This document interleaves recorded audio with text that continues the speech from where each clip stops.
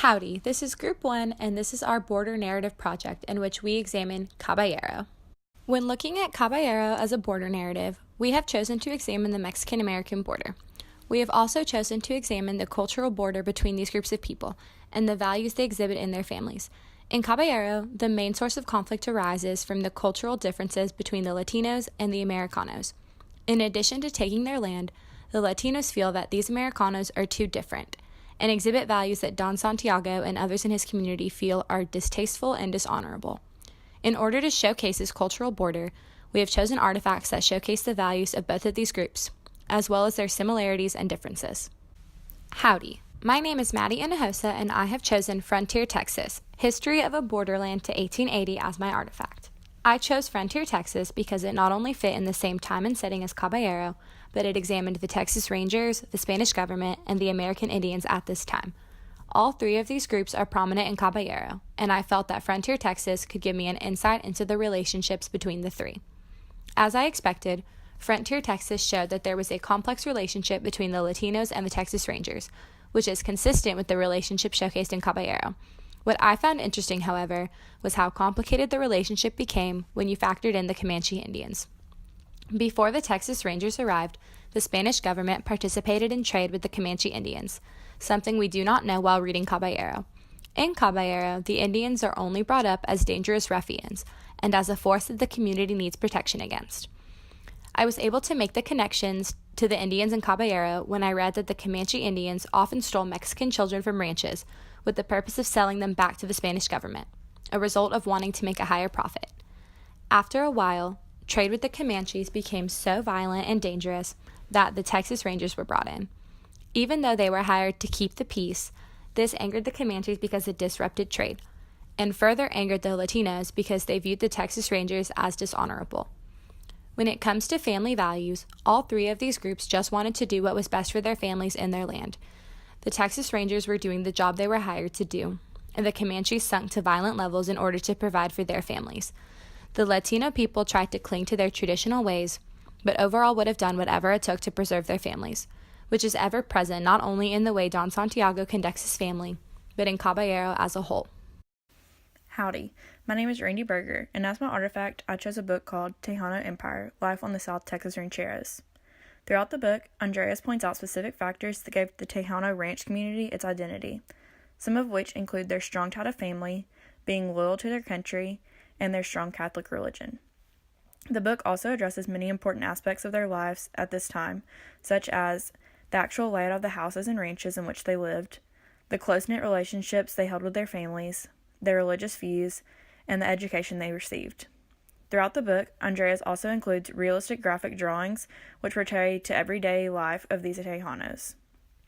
I chose this book because in Caballero, the Mendoza family lives on a ranch located in South Texas, and throughout the book, many of the aspects that are discussed in the Tejano Empire, Life on the South Texas Rancheros, are present as well. If you take a deeper look and compare both books, you can see the similarities. For example, when Andreas goes into what makes up the Tejano Rancheros' identity, she discusses the pride they take in being loyal to their country. This is very prominent in Caballero. Don Santiago, as well as Alvaro, were both devoted to their country. Alvaro was so devoted that he ended up actually dying for it. Another big point that ties the two books together is the importance placed on religion. It was shown in Caballero how integrated religion was into their lives by them going to church each week and Angela bringing up religion to calm down her father when he would become angry. This, as well as many other aspects that were discussed in both books, led me to believe that Andreas' book was a close representation of how the Mendoza family actually lived. Hi, I'm Dakota, and the artifact that I chose is the Report and Treatise on Slavery and the Slavery Agitation. It is a printed version of a report that was originally addressed to the Texas House of Representatives by the Committee on Slaves and Slavery. The Texas government asked John Marshall and Company, state printers located in Austin, to write printed versions of their original report that was given in 1857. The report itself contains a preamble and main argument by John Henry Brown, who was the head of the committee at the time. Additionally, the report includes several supportive letters that discuss the different positives to slavery and the slave trade. The overall argument was to promote the good that came from the slave trade and ask the Texas government to remove laws that obstructed the slave trade. The entire report is filled with strong Southern views that heavily focused on the positives of slavery and argued about how well the slaves were being treated in the South compared to slaves in other parts of the world.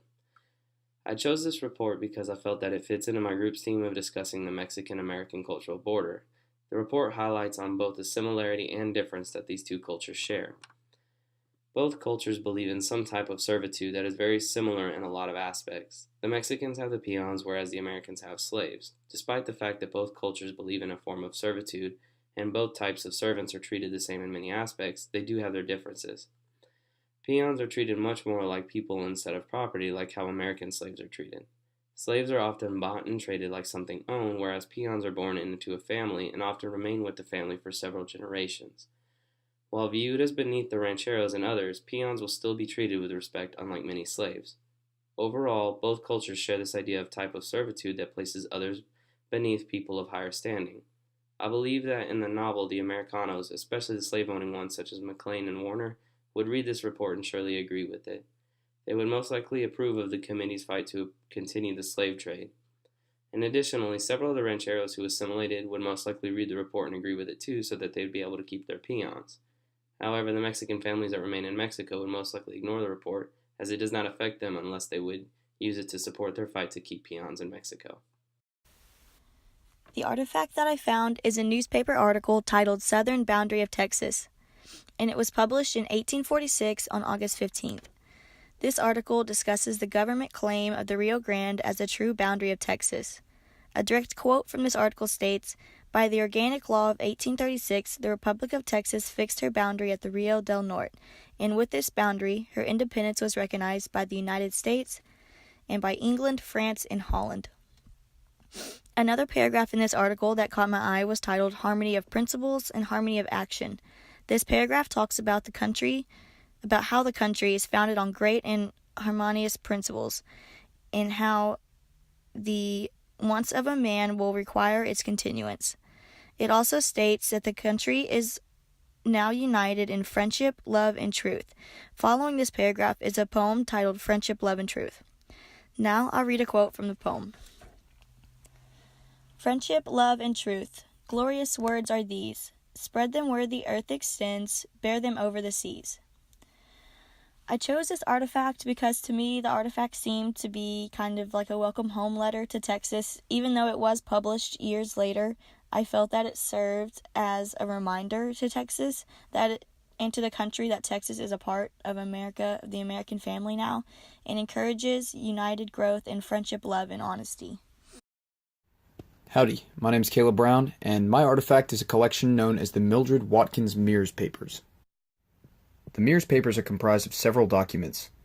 In the beginning, there is a small collection of letters to archivists throughout the state of Texas requesting information or access to their documents. Most of the collection, however, is a manuscript for a book she was writing on the history of Coryell County, Texas. This manuscript is complete with notes, alterations, and a lot of scratched out text.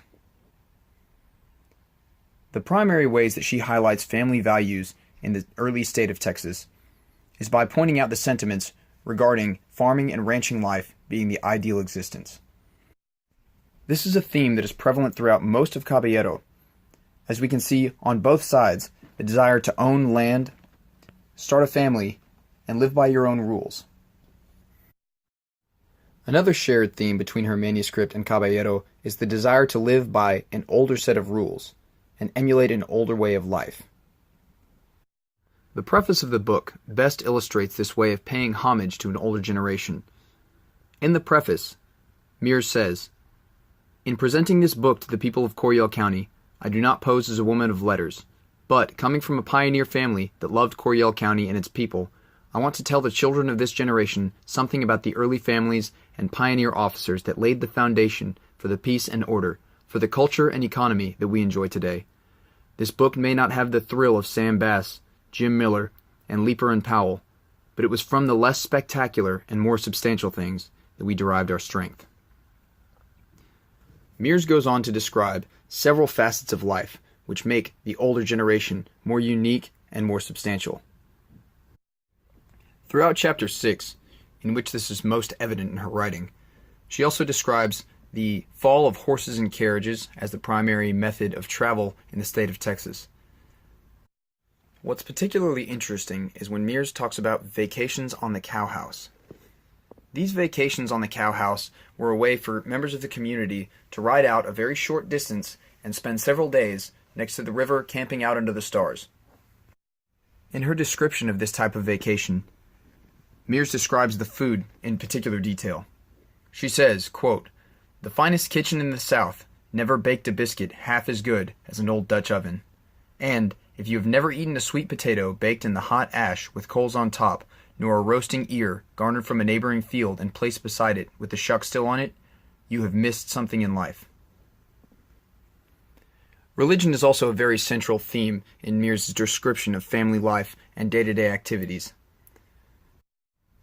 What also stands out about this particular collection is the fact that it is her original work, with handwritten changes and edits throughout the entirety of the piece, so you can really see what was going on in her head as she edited this. Pictured to the right is a page out of said manuscript. Through the articles and artifacts that my group used, we highlighted the family values between the Texans and Mexicans that took up their residence in South Texas. Here you can see that there's a very complicated relationship between the two groups of people, especially when you incorporate Native Americans. However, on both sides, the ranch is a very central and important part of life. Conflicts over the border and over slavery present tension in the relationship between Texans and Mexicans near the border. However, the fact remains that the frontier was an important place for both Texans and Mexicans alike. It was the last bastion of the old way of life, and it was a place where the family was still the central unit of life. We hope our project successfully helped you connect the themes we saw in Caballero with the actual history behind them.